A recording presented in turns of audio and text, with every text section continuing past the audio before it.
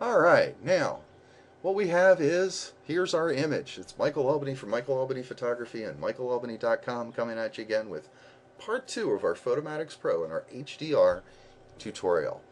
Now, using Photomatix Pro, we've done that in part 1. Now we're going to jump over to part 2, which is going to be the Photoshop section. And you'll see that our image here, this is the image as it came out and was run through in Photomatix, and we've got it to a pretty good look, I think. So the first thing we're going to do is we're going to go File, Save As, and we have the opportunity to name our file, and we're just going to call this Tone Mapped. And we'll call it Tone Mapped, and we want to go with a 16-bit TIFF so we can save as much information as possible. You could go with a JPEG or an 8-bit TIFF, but with a 16-bit TIFF, we know that we're using 12 and 14-bit images from our Nikon camera, so we're going to go ahead and just keep that as it is. You can save the tone mapping settings if you wanted to, or you can do whatever you want. Open saved images with, if we click on this and then say Adobe Photoshop CS4 and we click Save, let's see what happens. Now we already have Photoshop open in the background. This is going to take a moment to process the image because it's converting everything to a 16-bit TIFF. And poof, we're ready for part 2. And what we're going to do is we're going to convert documents color space because there's a little bit difference in the sRGB profile that they're using and the one I'm using, but it's a lot closer than the Pro, the RGB Pro. And here's our image. It looks pretty good. We'll actually get that full size. You notice a lot of our noise is not really here because of the way we processed. We do have the flag moving quite a bit. And there's not a whole lot we need to do with this image, but you'll notice that our image is a little bit tilted to our right because I was working off of an unlevel surface. I did not have a tilt lens with me, so there was only so much I could do. Now what I'm going to do that, to level this image, is I will go into and find the different tutorial, or the different options that I have, and you'll notice that all these little menus have dropouts. They have little arrows to them, so that tells me that there's more to it. I'm going to go here to my ruler tool. I'm going to select a straight line somewhere in the middle of the image. And the most close I can see in the middle is probably right here in the center. We're going to click and we're going to drag across that from side to side. And it doesn't need to be very big. And then we go into Image, Image Rotation, Arbitrary, and we see that it wants to shift at about 1.12. I have found in the past that this is probably too much. We're going to click it and see what we get. It is, to me, just a little too much, so we want to Control Z or undo, edit, undo, and we're going to go in here, and this time what we're going to do is go Image, Image Rotation, Arbitrary, and we're going to set it to 0.85.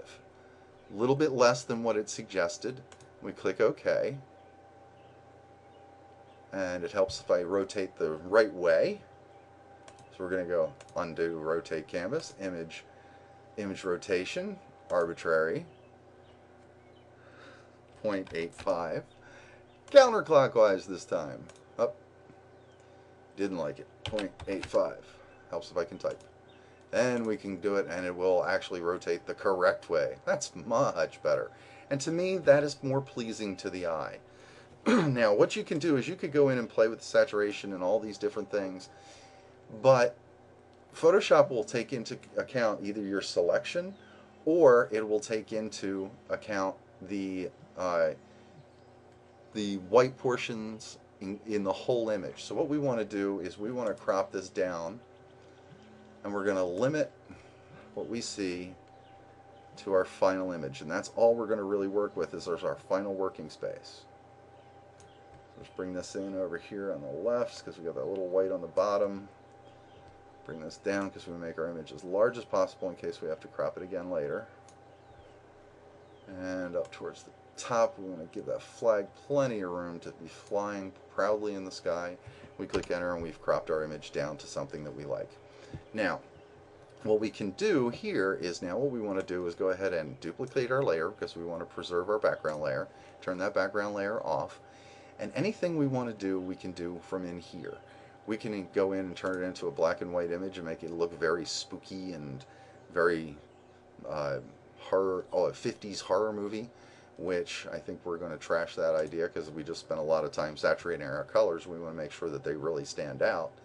The next thing I like to do is my high pass filter. I'm going to go in here, I'm going to duplicate my layer, and what I'm going to do is I'm then going to go in filter, and I'm going to go into other, high pass filter. I want to move this over to something that I can actually see the detail on. I'm going to leave it up around 80, which is what I like to play with. You need to play with it any way you want. If you want to bring that all the way down and do it that way and do a little bit of sharpening at 3.5, or you want to crank that puppy all the way up to 250 and really overdo it, you can do that. I personally like to go right around 80. I'm just going to type 80 in here. It's easier, faster. I'm going to click OK.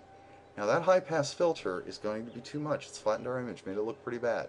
We're going to go in and change our blend mode here for this particular layer to hard light, and that really gives our image punch. Now if you're going for a true high dynamic punch, kill you, knock you over, sharpened image, you could stop right there. Or what you can do is, what I like to do is make it a little bit more subtle and change the opacity of your layer and bring that down to say 60%. What's 40% look like?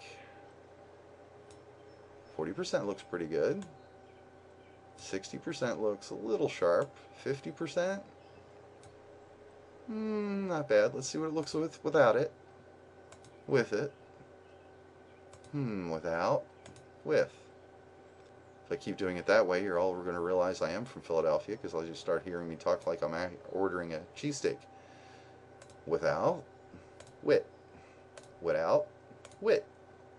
And if you ever come to Philadelphia, order a cheesesteak, and you want cheese on it, that's a steak sandwich with cheese. But there we go. We're going to go with about 40%. I like that, so we're going to keep that together just as it is. Then what we're going to do is we're going to go back to our original background layer, or our original background copy, and that's where we can go into our vibrance tool, or a vibrance layer, and we add that, and we want it to affect just the layer below. So we click on this little double eye thing, so it affects everything below it, or we just affect the layer directly below it. And this is where we can really crank up our vibrance or our saturation. We can really oversaturate it and make it look orange. Personally, I don't like that. So we'll reset that to 0. We can go into vibrance and really crank that up to like 50, plus 50. It really brings that image punch. But to make sure that's not too much, let's zoom into 100% just by clicking Control or Command plus until we're at 100%.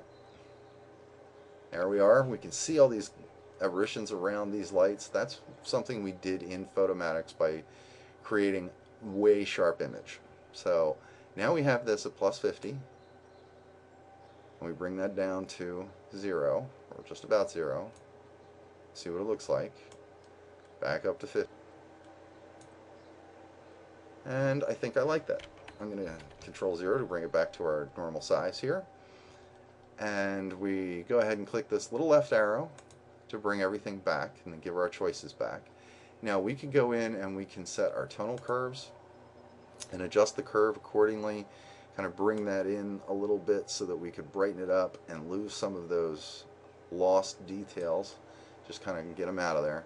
And we can bring our curve, just pull it down or over to the right, or both, and really make it some dark, contrasty, crazy image. What we're going to do is we're actually going to bring that up.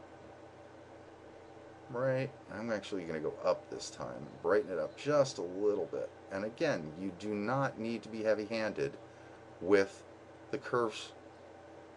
You just need to be very gentle and just posing what you want to do. We're going to do a couple there just to really bring out the highlights, and then click our arrow to keep that. And we'll do a couple more things in part 3 of our tutorial. But until then, happy shooting. See you in part 3.